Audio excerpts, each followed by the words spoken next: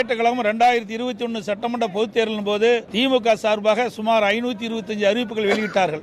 அதுல சுமார் 15% அறிவிப்புகள் கூட நிறைவேற்றப்படவில்லை.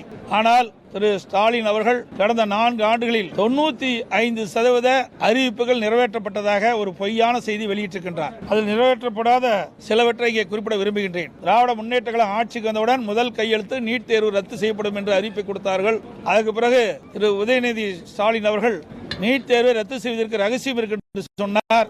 இந்த ரகசியம் என்ன என்று இதுவரை தெரிவிக்கவே இல்லை. இதுதான் திமுகவினுடைய அறிவிப்பினுடைய லட்சணம். அரசு ஊழியர்களுக்கு பழைய ஓய்வு திட்டம் அறிவிக்கப்படும் என்று எதிர்பார்த்தார்கள், அதில் இடம்பெறவில்லை.